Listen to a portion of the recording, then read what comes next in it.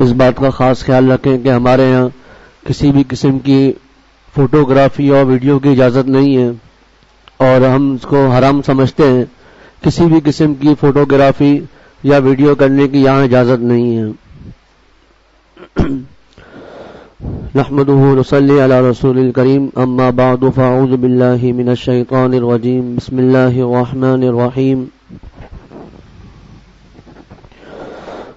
مثلهم كمثل الذي استوقد نارا فلما أضاءت ما حوله ذهب الله بنورهم وتركهم في ظلمات لا يبصرون صم بكم عمي فهم لا يرجعون أو كصيب من السماء فيه ظلمات ورعد وبرق يجعلون أصابعهم في آذانهم من الصواعق حذر الموت والله محيط بالكافرين يكاد البرق يخطف أبصارهم كلما أضاء لهم مشوا فيه وإذا أظلم عليهم قاموا ولو شاء الله لذهب بسمعهم وأبصارهم إن الله على كل شيء قدير.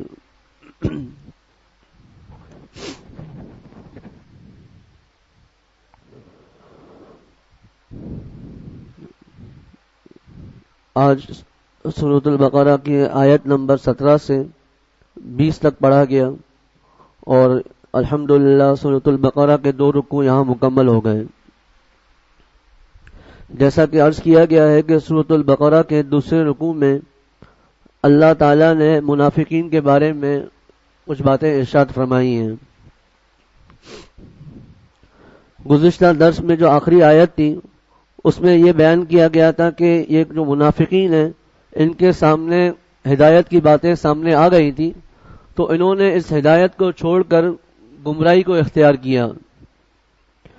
انہی کے بارے میں اللہ تعالیٰ ارشاد فرما رہے ہیں مثلہم کمثل الذی استوقد نارا، ان کی مثال اس شخص کی سی ہے استوقد نارا جس نے آگ کو جلایا.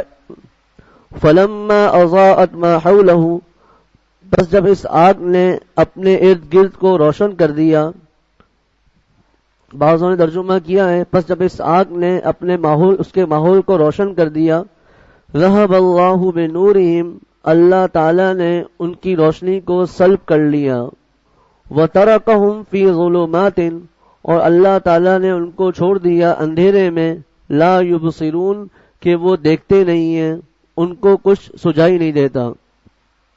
صم بکم عمی فہم لا یرجعون، بہرے ہیں، گونگے ہیں، اندھے ہیں. فہم لا یرجعون، پس وہ لوٹتے نہیں ہیں.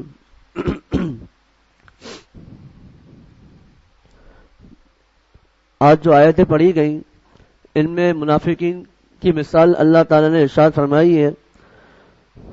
پہلی مثال ان منافقین کی ہے جو اپنے نفاق میں، ایک درس شروع کرنے سے پہلے ایک بات عرض کر دوں کہ پچھلا جو درس ہوا تھا اس میں ایک جملہ آیا تھا وَإِذَا خَلَوْا إِلَىٰ شَيَاطِينِهِمْ، کہ جب یہ منافقین اپنے سرداروں کے پاس جاتے ہیں، تو میں نے وہاں پر ایک قول نقل کیا تھا کہ یہاں سرداروں سے مراد منافق کے سردار ہیں، اور ایک قول اور بھی ہے جس میں مراد ہے کفاروں کے سردار.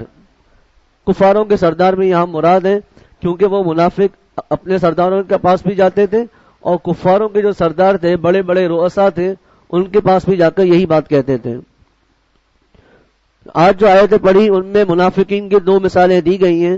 ایک منافق تو وہ تھے جو نفاق پر بالکل ڈٹے ہوئے تھے اور جمے ہوئے تھے، اگرچہ ان کے سامنے بھی ہدایت کی باتیں ان کے سامنے آ گئی تھی. جیسا عرض کیا کہ انہوں نے اپنی زبان سے کہہ بھی دیا تھا کہ ہم ایمان لے آئے ہیں. اسی طرح ان لوگوں نے حضور صلی اللہ علیہ وسلم کے معجزات دیکھے. پھر قرآن پاک کا جو معجزہ حضور صلی اللہ علیہ وسلم کا سب سے بڑا معجزہ جو آج تک باقی ہے اور انشاءاللہ قیامت تک باقی رہے گا، حتیٰ کہ جنت میں بھی باقی رہے گا، یہ معجزہ انہوں نے سن بھی لیا. اور جو قرآن پاک کی پیشن گوئیاں تھی انہوں نے سب اپنی آنکھوں سے دیکھ لی، ان کو سن لیا. لیکن اس کے باوجود بھی ان منافقین نے، یہ منافق کفر پر ڈٹے ہوئے تھے. یہ پہلی مثال ان منافقوں کی ہے. پھر اگلی مثال جو آئے گی آیت میں آئے گی وہ کصیب من السماء، اس سے مراد وہ منافق ہیں جو کبھی کبھار اسلام کی طرف مائل ہونے لگتے تھے، ان کو باتیں کو سمجھ میں آتی تھی اور اسلام کی طرف کچھ نہ کچھ مائل ہونا شروع ہو جاتے تھے، دل کرتا تھا ہم ایمان لے آئیں تاکہ ہمیں فائدہ مل جائے، لیکن جب اسلام کی باتیں سنتے تھے کہ یہ کام کرنا پڑے گا، یہ کام نہیں کرنا پڑے گا، اور کبھی تکلیفیں بھی آ جاتی تھی، جس طرح ظاہری طور پر جنگ احد میں مسلمانوں کو شکست ہو گئی اور بھی پریشانی آئیں تو وہ پریشانیاں دیکھ کر پیچھے ہٹ جاتے تھے۔ تو ابھی جو جن کا آیت کا ترجمہ عرض کیا ہے، اس سے مراد منافقوں کے وہ لوگ، وہ منافق ہیں جو اپنے نفاق پر ڈٹے ہوئے تھے۔ اللہ تعالیٰ نے فرمایا کہ ان کی مثال ایسی ہے جیسا کہ ایک آدمی نے اپنے سامنے آگ لگا دی، اپنے ارد گرد کے ماحول کو روشن کر دیا اور ہر چیز اس کو واضح نظر آنے شروع ہو گئی، پھر وہ جو آگ اس نے روشن کی تھی وہ آگ بجھ جائے، اندھیرا ہو جائے تو اس کو کچھ دکھائی نہیں دیتا۔ اسی طرح یہ منافق ہیں کہ ان کے سامنے اسلام آ گیا، اس کی حقانیت ان کے سامنے آ گئی، روشنی ان کے سامنے آ گئی، لیکن انہوں نے اپنے کرتوتوں کی وجہ سے، اپنے نفاق کی وجہ سے اس روشنی کو بجھا دیا، اس روشنی کو بجھا دیا، اور یہ اس شخص کے جیسے ہو گئے جو بہرا بھی ہے، گونگا بھی ہے، اندھا بھی ہے۔ بہرے ایسے ہیں کہ حق بات کو سن نہیں سکتے، گونگے ایسے ہیں کہ حق بولتے نہیں ہیں، اور اندھے ایسے ہیں کہ حق کو دیکھ بھی نہیں سکتے۔ پھر فرمایا کہ جس طرح ایک آدمی آگ جلاتا ہے، آگ جلانے کے بعد جب آگ بجھ جاتی ہے تو اس کی گرمائش موجود ہوتی ہے، اور اس کی تپش موجود ہوتی ہے، اسی طرح ان کے سامنے جب اسلام آ گیا پھر انہوں نے اس کو بجھا دیا، اب ان کے پاس سوائے کفر کے کوئی چیز بھی باقی نہیں رہی۔ تو یہ مثال اللہ تعالیٰ نے ان منافقین کی دی ہے کہ ان لوگوں کو اللہ نے سب کچھ دے دیا، ان کے سامنے ہدایت آ گئی، لیکن اس کے باوجود انہوں نے ہدایت کو چھوڑ دیا۔ اللہ تعالیٰ نے ایسے لوگوں کو بہرا، گونگا اور اندھا ہونے سے تعبیر کیا ہے۔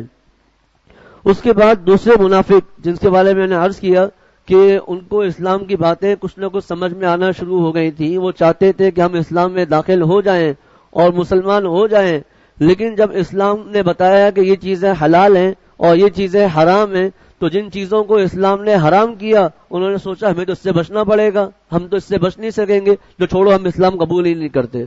تو ان کے بارے میں اللہ تعالیٰ فرما رہے ہیں او کصیب من السماء، یا ان کی مثال اس بارش کی سی ہے جو آسمان سے برستی ہے، فیہ ظلمات، جس بارش میں اندھیریاں ہیں، ورعد، اور بجلی ہے، وبرق، اور چمک ہے، یجعلون اصابعہم فی آذانہم من الصواعق حذر الموت، وہ ڈالتے ہیں اپنی انگلیوں کو اپنے کانوں میں بجلی کے کڑک کے سبب سے، حذر الموت، موت کے خوف سے، واللہ محیط بالکافرین، اور اللہ تعالیٰ نے احاطہ کر رکھا ہے کافروں کا۔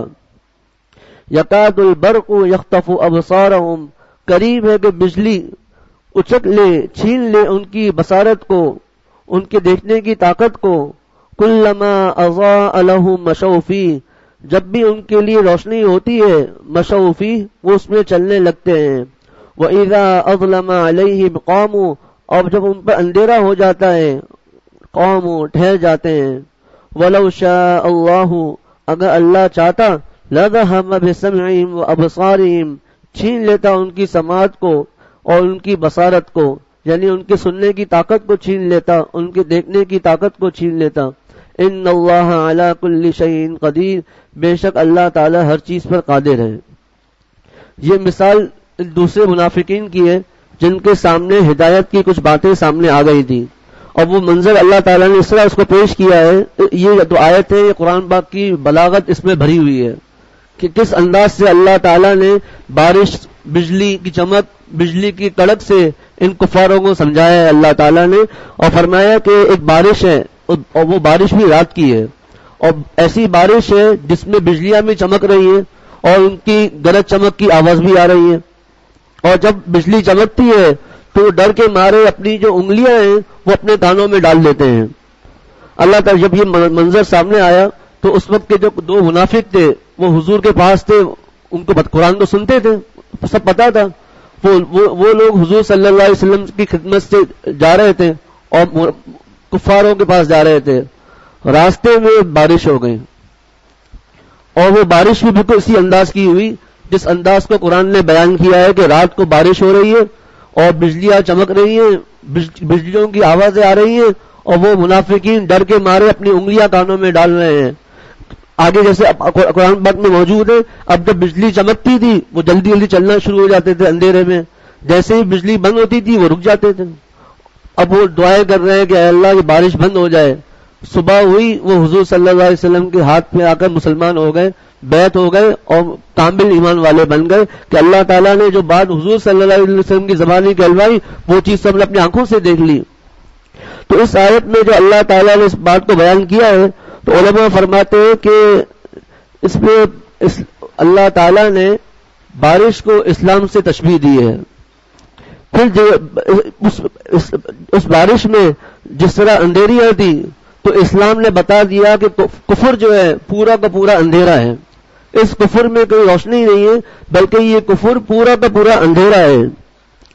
پھر جب اس کفر پر ان کو وعیدیں سنائی گئی، ڈرایا گیا، تو اس کو اللہ تعالیٰ نے بجلی کی گرج اور چمک سے اس کو تعبیر کیا. ابھی پچھلے کچھ مہینے پہلے کی بات ہے کہ کیسی زبردست بارش ہوئی تھی اور اس میں کیسی گرج چمک تھی کہ والد صاحب دامت برکات انہوں نے اس بارش کے دوران 2-3 منٹ کا بیان فرمایا کہ ایسی آواز ہم نے زندگی بھر کبھی نہیں سنی، ایسی آیت کیسی گرج چمک تھی. فرمایا کہ اسی طرح اللہ تعالیٰ کی جو وعیدیں ہیں وہ اس سے بھی بڑھ کر ہیں. تو اللہ تعالیٰ جس طرح قرآن پاک میں آتا ہے خذوہ فغلوہ ثم الجحیم صلوہ ثم فی سلسلۃ ذرعها 70 ذراعا فاسلکوہ، کہ پکڑو اس کو، خذوہ پکڑو اس کافر کو، فغلوہ اس کے گلے میں توق ڈال دو، ثم الجحیم صلوہ پھر اس کو جہنم میں ڈال دو، ثم فی سلسلۃ ذرعها 70 ذراعا فاسلکوہ پھر اس کو ان زنجیروں میں ڈال دو جن کی لمبائی 70 گز کے برابر ہو. فرمایا کہ ایک زنجیر تو وہ ہوتی ہے جو اس کے ارد گرد باندھ دیا جاتا ہے انسان کو، اور ایک جو زنجیر ہوتی ہے اس کی مثال جیسے تسبیح ہے کہ تسبیح کے جو دھاگا ہوتا ہے اس میں اس کا ایک ایک دانہ کس طرح فٹ ہوتا ہے، اس طرح وہ جو جہنم کی جو زنجیر ہوگی وہ پیٹ کے اندر سے ڈال دی جائے گی. تو جب اس آسمان کی بجلی ایسی خطرناک ہے، اس کی چمک ایسی خطرناک ہے کہ آئے دن ہم سنتے رہتے ہیں کہ وہ بجلی گر گئی خاندان کے خاندان ختم ہو گئے، بجلی گر گئی اتنے لوگ مر گئے. تو فرمایا کہ یہ جو رعد ہے یہ اللہ تعالیٰ نے ان کافروں کو جو ڈرایا ہے اس سے تشبیہ دی گئی ہے. پھر بجلی کی جو چمک ہے اس کو قرآن نے جو ہدایت کی باتیں بتائی ہیں اس سے تعبیر کیا ہے کہ اس چمک سے جس طرح انسان چلنے لگتا ہے اور جب وہ چمک ختم ہو جاتی ہے بجلی کی تو وہ انسان رک جاتا ہے. تو یہ اسلام کی خوبی ہے، اسلام کی چمک ہے جس سے انسان راستہ اختیار کر لیتا ہے. اور جب وہ روشنی بند ہو جاتی ہے تو وہ انسان دیکھ نہیں سکتا. بعض لوگ کہتے ہیں کہ اسلام میں بڑی سختی ہے. حکیم الامت مجدد الملت مولانا اشرف علی صاحب تھانوی نے فرمایا کہ اسلام کی سختی کوئی نہیں ہے، تمہارے ماحول کی غلطی ہے. تو فرمایا کہ اگر ایک آدمی بیمار ہو جائے، وہ کسی طبیب کے پاس پہنچے اور کہے حکیم صاحب میرا پیٹ خراب ہے، مجھے علاج بتا دیجئے. حکیم کہتا ہے کہ تم کھچڑی کھا لو. وہ کہتا ہے حکیم صاحب ہمارے علاقے میں کھچڑی نہیں ملتی. اچھا تم یہ کھا لو، یہ بھی ہمارے علاقے میں نہیں ملتا. اچھا یہ کھا لو، یہ بھی ہمارے علاقے میں نہیں ملتا. اب حکیم کہتا ہے پھر جاؤ اب میں کیا کر سکتا ہوں. باہر آ کر کہتا ہے طب میں بڑی سختی ہے، ہر چیز اس میں منع ہے. تو لوگ کیا کہیں گے طب میں سختی نہیں ہے، تمہارا جو ماحول ہے اس نے اس کو سخت بنا دیا ہے، ورنہ طب اپنی جگہ پر موجود ہے. اسی طرح اسلام میں کوئی سختی نہیں ہے بلکہ ہمارا جو ماحول ہے وہ ایسا بن گیا ہے جب ہمارے سامنے اسلام کی باتیں آتی ہیں تو ہمیں اسلام کے احکامات سخت نظر آنا شروع ہو جاتے ہیں. ابھی اس کا موقع نہیں ہے لیکن مختصر عرض کرتا ہوں کہ جتنی رسومات ہے اگر شہر میں اعلان ہو جائے کہ جو بھی کوئی رسم کرے گا اس کو قید میں ڈال دیا جائے گا. اپنا کوئی مہندی کر سکتا ہے، نہ کوئی مایوں کر سکتا ہے، نہ کوئی صحرا بندی کر سکتا ہے. اب یہی چیزیں آسان لگنا شروع ہو جائیں گی. لیکن جب ہمارے علاقوں میں رواج ہو گیا، اب جب اسلام منع کرتا ہے کہ یہ رسومات نہیں کرو تو ہم کہتے ہیں اسلام میں سختی ہے. تو یہ اسلام کی سختی نہیں ہے بلکہ ہمارے ماحول کی سختی ہے. اسلام تو بجلی کی طرح روشن ہے کہ جس طرح وہ بجلی روشن ہوتی ہے تو ہر چیز نظر آنا شروع ہو جاتی ہے. اسی طرح اسلام ایسا روشن ہے کہ اس کی روشنی میں ہر چیز ہمیں نظر آ سکتی ہے بشرطے کہ آنکھیں ہوں، ورنہ اگر ہدایت نہیں ہے تو اللہ تعالیٰ نے فرما لیا صم بکم عمی فہم لا یرجعون، وہ بہرا ہے، گونگا ہے، اندھا ہے، اس کو کوئی نظر ہی نہیں آتا. فیہ ظلمات ورعد وبرق یجعلون اصابعهم فی آذانهم من الصواعق حذر الموت. پھر جب یہ بجلی کڑکتی ہے زوردار بجلی کڑکتی ہے، اس کی آواز ایسی گرج چمک کے ساتھ ہوتی ہے، تو بعض مرتبہ انسان اس آواز سے اپنے آپ کو بچانے کے لیے اپنے کانوں میں انگلیاں ڈال دیتا ہے، اپنے کان میں اپنی انگلیاں ڈال دیتا ہے تاکہ میں اس سے بچ جاؤں. لیکن چاہے اپنے کانوں میں کتنی ہی انگلیاں کیوں نہ ڈال لے، بجلی کی جو چمک جو آواز ہے وہ ہو کر رہے گی، اور اس کا جو نقصان ہے اگر وہ لکھا ہے تو ہو کر رہے گا. اسی طرح اے کفار، تم کتنا بھی اپنے کانوں میں انگلیاں ڈال دو کہ ہم قرآن کی باتیں نہیں سنیں گے، ہم حضور صلی اللہ علیہ وسلم کی باتیں نہیں سنیں گے، لیکن جو حضور کی پیشن گوئیاں ہیں وہ سب ہو کر رہیں گی، ان سے کوئی بچ نہیں سکتا. بخاری شریف کی حدیث ہے جلد نمبر 2 میں کہ ایک کافروں کا سردار تھا، مجھے ابھی نام یاد نہیں ہے، اس نے کہا کہ ابو جہل نے کہا چلو غزوہ بدر میں چلو. اس نے کہا میں تو نہیں چلوں گا. کہا کیوں؟ کہا کیونکہ مجھے محمد صلی اللہ علیہ وسلم، تو میں کہوں گا صلی اللہ علیہ وسلم، کیونکہ مجھے محمد نے یہ خبر دی ہے کہ تم غزوہ میں فلاں جگہ پہ مارے جاؤ گے، اور جو محمد کہتا ہے صلی اللہ علیہ وسلم وہ ہو کر رہے گا. ایسا ناممکن ہے کہ محمد کسی بات کی خبر دے اور وہ نہ ہو، اس لیے میں نہیں چل سکتا. کفاروں کو یقین تھا کہ جو حضور نے فرمایا ہے وہ ہو کر رہے گا، لیکن ابو جہل نے جب بار بار طنز کیا کہ تم سردار ہو، تم پیچھے ہٹ جاؤ گے، لوگوں کو کیا حال ہوگا، آخر وہ چلا اور جہاں پر حضور صلی اللہ علیہ وسلم نے فرمایا تھا وہیں وہ مارا گیا. تو قرآن کی جتنی باتیں ہیں وہ ہو کر رہیں گی، چاہے تم کتنا بھی اپنے آپ کو بچا لو.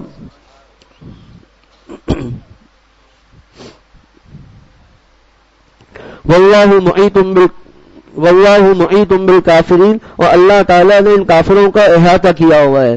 جیسے میں نے عرض کر دیا کہ کتنا بھی اپنے آپ کو بچانے کی کوشش کریں، لیکن اسلام کا جو حکم ہے وہ ہو کر رہے گا. بعض حضرات نے اس میں یہ بھی فرمایا ہے کہ منافقین بھی جو ہوتے تھے اگر وہ لا الہ الا اللہ پڑھتے تو ان کے دل میں نور آ جاتا تھا، لیکن جب ان کی دوسری باتیں سامنے آتی تھی، جیسے میں نے عرض کیا کہ یہ وہ منافق ہیں جو کچھ اسلام کی طرف بڑھنے کی کوشش کرتے تھے، لیکن جب اسلام کی باتیں سامنے آتی تھی، اس کی سختیاں سامنے آتی تھی تو وہ پیچھے ہٹ جاتے تھے. تو فرمایا روشنی ان کے لیے بھی تھی، لیکن جب وہ پیچھے ہٹ جاتے تھے تو اندھیرا ہو جاتا تھا وہاں پر. آگے اللہ تعالیٰ ارشاد فرما رہے ہیں یکاد البرق یخطف ابصارہم، قریب ہے کہ وہ بجلی ان کی آنکھوں کو اچک لے. کلما اضاء لهم مشوا فیہ، جب بھی ان کے لیے روشنی ہوتی مشوا فیہ، وہ اس میں چلنے لگتے تھے. یعنی جب روشنی ہوتی تھی، بجلی چمکتی تھی، ان کو راستہ نظر آتا تھا، وہ چلنا شروع ہو جاتے تھے. اسی طرح جب ان کو اسلام کی باتیں سامنے آتی تھی تو وہ اس میں چلنا شروع ہو جاتے تھے، چاہتے تھے کہ ہم آگے آئیں. لیکن جب اسلام کی باتیں پتہ چلتی تھی، جیسے آج کل کے زمانے میں بھی ہے کہ لوگ آگے بڑھنا چاہتے ہیں لیکن کہتے ہیں دین میں سب چیزیں حرام ہو جائیں گی، سب باتیں ہماری منع ہو جائیں گی. حالانکہ ایسا نہیں ہے، بلکہ اسلام تو بالکل آسان ہے، سراپا رحمت ہے، ہم نے اس کو مشکل بنا دیا ہے. کلما اضاء لهم مشوا فیہ، جب بھی ان کے لیے روشنی ہوتی ہے مشوا فیہ، وہ اس میں چلنے لگتے ہیں. وَإِذَا أَظْلَمَ عَلَيْهِمْ قَامُوا، اور جب ان پر اندھیرا چھا جاتا ہے قاموا، وہ ٹھہر جاتے ہیں. وَلَوْ شَاءَ اللَّهُ لَذَهَبَ بِسَمْعِهِمْ وَأَبْصَارِهِمْ، اور اگر اللہ چاہتا تو چھین لیتا، سلب کر لیتا ان کی سماعت کو اور ان کی بصارت کو. فرمایا کہ اگر اللہ تعالیٰ چاہتے تو اس بجلی کی وجہ سے، اس کی چمک کی وجہ سے، اس کی گرج کی وجہ سے اللہ تعالیٰ چاہتے تو اللہ تعالیٰ ان کی بینائی کو اور ان کی جو بصارت ہے، ان کی جو سننے کی جو طاقت ہے، دیکھنے کی جو طاقت ہے، وہ اللہ تعالیٰ چھین سکتے ہیں. جس طرح سورہ یاسین میں بھی آتا ہے کہ وَلَوْ نَشَاءُ لَطَمَسْنَا عَلَىٰ أَعْيُنِهِمْ فَاسْتَبَقُوا الصِّرَاطَ فَأَنَّىٰ يُبْصِرُونَ، کہ اگر اللہ تعالیٰ چاہتا تو ان کی دیکھنے کی طاقت کو چھین لیتا. وَلَوْ نَشَاءُ لَمَسَخْنَاهُمْ عَلَىٰ مَكَانَتِهِمْ، اور اگر اللہ تعالیٰ چاہتا تو ان کی شکلوں کو مس کر دیتا، لیکن اللہ تعالیٰ نے ڈھیل دی ہوئی ہے. إِنَّ اللَّهَ عَلَىٰ كُلِّ شَيْءٍ قَدِيرٌ، بے شک اللہ تعالیٰ ہر چیز پر قادر ہے. تو اس دوسرے رکوع میں ان منافقین کے بارے میں اللہ تعالیٰ نے ارشاد فرمایا. سورہ بقرہ کے 2 رکوع مکمل ہو گئے. جیسا میں نے عرض کیا تھا کہ سب سے پہلے کامیاب لوگوں کے بارے میں اللہ تعالیٰ نے ارشاد فرمایا کہ کامیاب کون ہیں؟ وہ متقین ہیں، وہ کامیاب ہیں. اس کے بعد شروع کی 5 آیتوں میں، اس کے بعد 2 آیتوں میں تو صحیح کافر تھے جو صاف اپنی زبانوں سے کہتے تھے کہ ہم کافر ہیں، ان کا بیان تھا. اور آخری 13 آیتوں میں منافقین کا بیان تھا کہ یہ منافقین کیسی کیسی حرکتیں کرتے تھے، اس بارے میں بیان ہے. تب ترجمہ دوبارہ عرض کرتا ہوں.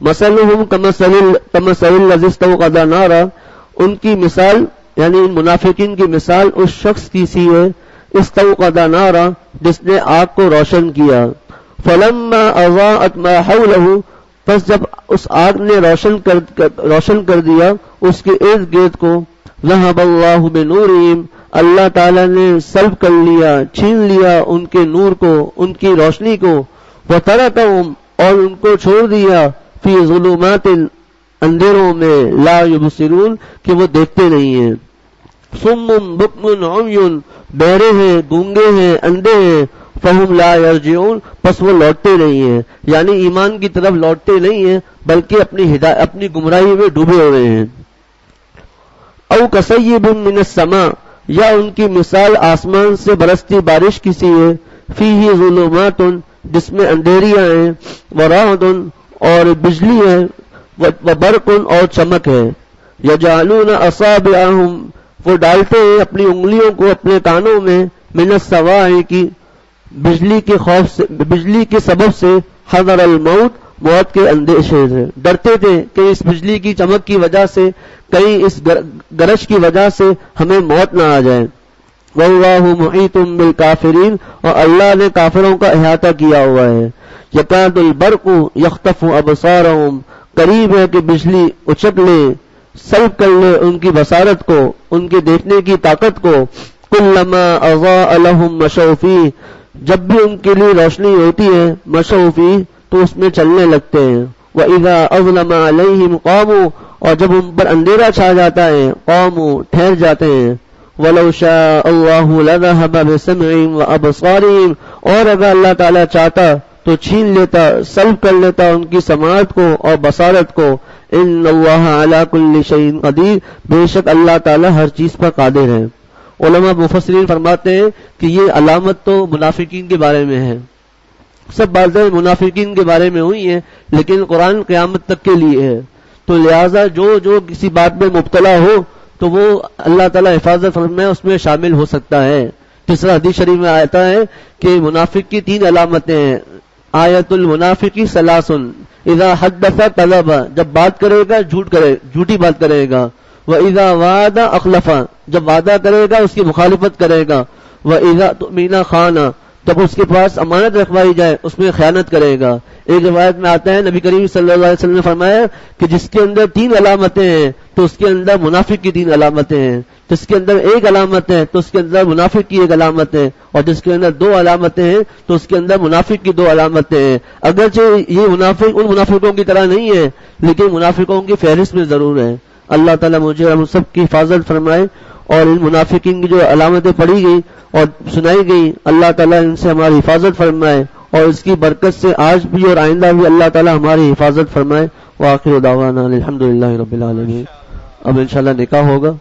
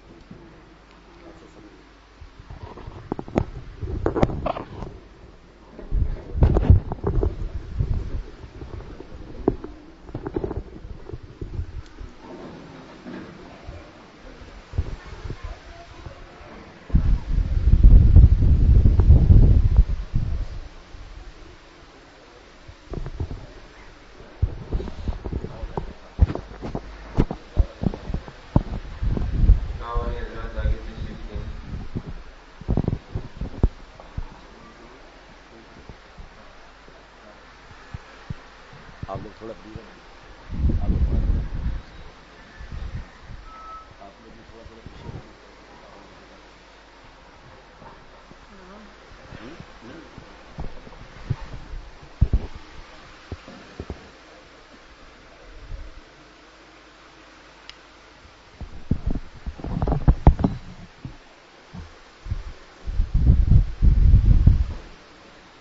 مسجد سے 100 روپے ملے جس کے وہ لے لیں آپ کو یہاں سے مسجد سے 100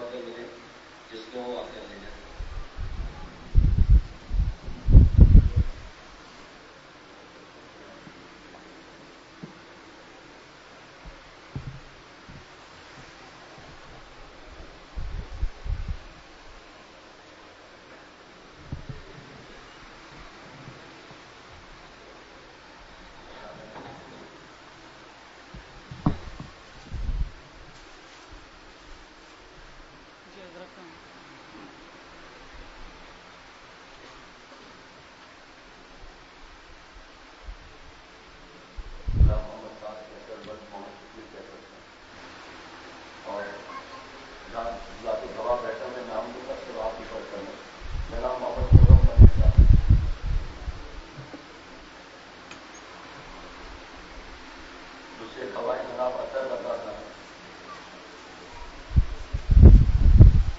اور دلہن کا نام ہے اناف نقیب بنت محمد نقیب الطویل تھا اور آپ ہی وکیل مشہور جناب محمد نقیب الطویل بن جناب محمد صبر الطویل صاحب ہے اور وکیل کے گواہ جناب محمد صبر الطویل صاحب ماشاء اللہ اور جناب محمد نقیب الطویل صاحب میں کی رقم 51,000 روپئے اندر طلب ٹھیک ہے.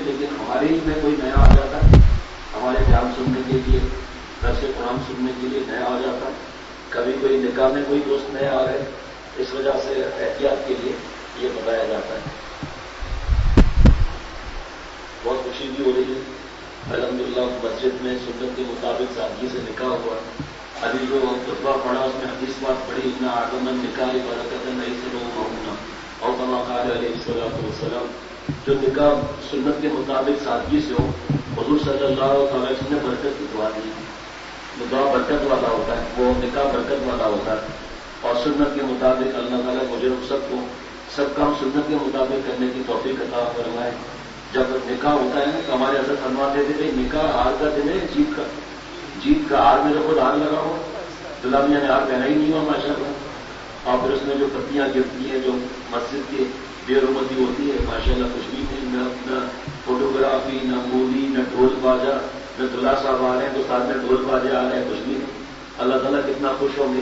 حضور صلی اللہ تعالیٰ علیہ وسلم پیر اور جمعرات کا اعمال پہنچتے ہیں, حضور صلی اللہ علیہ وسلم کتنا خوش ہوں گے. اور جہاں یہ مہندی, مایوں, سہرا بندی آج بھی بیان تھا, اور یہ سہرا بندی اور مووی اور گانا, بیٹیوں کا ناچنا, بہن کا ناچنا, بیوی کا ناچنا, دادی کا بھی ناچنا نہیں, اللہ معاف کرنا. یہ کتنا بڑا اللہ ناراض ہوں گے. کتنی بچیوں کے رشتے نہیں آئے, اور یا اللہ نے رشتے عطا فرمایا تو ہم برا کبیرہ کر رہے ہیں. ایک اللہ والے تھے, ان کو پتا چلا ان کے جاننے والے کے پاس شادی ہے, اس میں سب گناہ ہیں. تو اس وقت جوش میں کوئی سنتا نہیں ہے, لڑائی جھگڑا کرتا ہے. وہ بزرگ وہاں پر گئے, کہا ماشاء اللہ آپ کے بیٹے کا نکاح ہے, رخصتی ہے ماشاء اللہ, ولیمہ بھی ہے, کہا جی ہاں, اچھا ماشاء اللہ ماشاء اللہ. آپ نے اپنے مزدوروں کو بھی ہدیہ دیا, کہا بالکل ہدیہ دیا. آپ نے اپنے گھر کے چوکیدار کو کہا الحمدللہ 2 جوڑے دیے ماشاء اللہ. ڈرائیور کو الحمدللہ, اور دفتر کے آپ کے سپاہی, چپراسی اور پاسبان ان کو بھی دیا, کہا بالکل دیا. اچھا دہلی کے چوکیدار کو بھی دیا, کہا بالکل بھائی کیا بات کرتا ہے. کماسیوں کو الحمدللہ ان کی فیملی سمیت سب کو 2 جوڑے دیے ماشاء اللہ. آپ نے تو سب کو خوش کیا. بیٹے اور بیٹیوں کو بھی دیا, کہاں انہیں بھی دیا, ان کو زیادہ دیا ماشاء اللہ ماشاء اللہ. میں نے سنا ہے آپ کے یہاں ناچ اور مووی اور فوٹوگرافی اور بیٹیوں کا ناچنا وغیرہ, اس کے بغیر تو شادی کو فرض واجب نہیں سمجھا جاتا. جہاں 9 ماں کہتے ہیں نعوذ باللہ میت کے گھر آ گئے, یہ تو ہوگا. کہ اچھا دوست میں صرف بات بتا کر چلا جاتا ہوں. آپ نے سب کو خوش کیا, معصوم تک کو خوش کیا, اور اللہ تعالیٰ کو ناراض کیا, اور حضور صلی اللہ علیہ وسلم کو آپ نے ناراض کیا. السلام علیکم ورحمۃ اللہ وبرکاتہ, چلے گئے, سب رسمیں ختم ہو گئی. اللہ ہمیں بھی نبی صلی اللہ علیہ وسلم کے طریقے کو زندہ کرنے کی توفیق عطا فرمائے.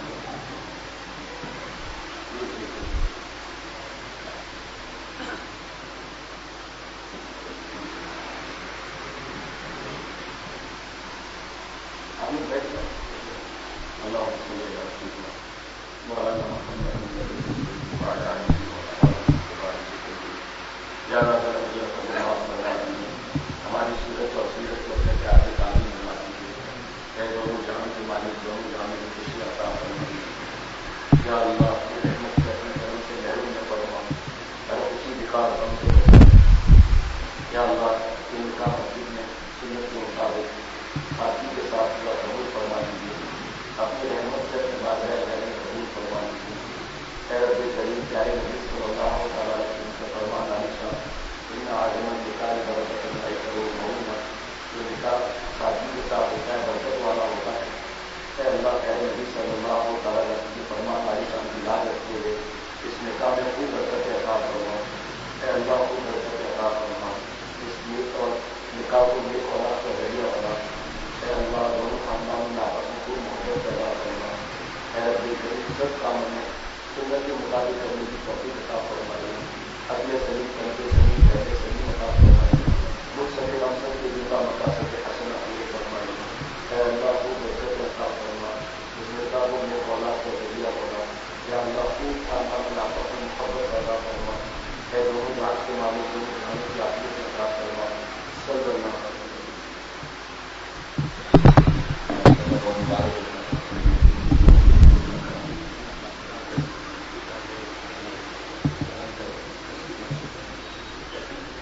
پہلی دفعہ غلطیاں ہیں کتابیں وصول کرتے ہیں.